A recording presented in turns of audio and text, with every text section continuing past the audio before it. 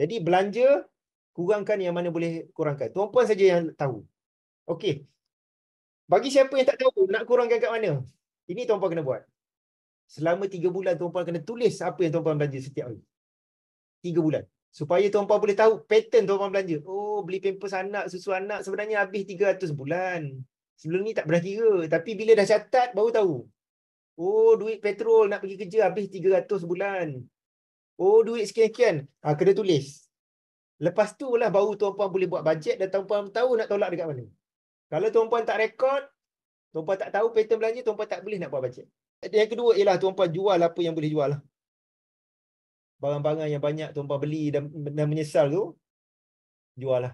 Daripada menyemak kat rumah, sampai mati pun tak ada orang pakai. Saya tak tahu, orang perempuan lah selalu banyak suka kumpul-kumpul ni. Beli apa ni, Tupperware. Dulu lah, zaman dulu. Zaman sekarang saya tak tahu Tupperware lagi. Penuh. Pakai setahun sekali. Kadang-kadang tak pakai pun. Sampai dia mati pun tak pakai. Jual lah, mana boleh jual.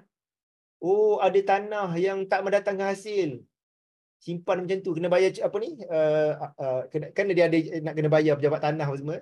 Jual lah.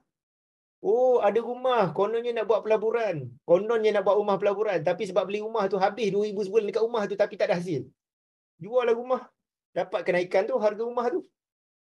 Jual. Oh, ada tiga buah kereta. Ada orang ada 3 buah kereta. 3 buah kereta. Yang satu kereta tu, kereta yang paling besar sekali, pakai setahun sekali, 2 kali untuk raya je. Jual lah tuan-puan. Nak pakai sekali, 2 kali pergi sewa lah. Jual apa yang boleh jual.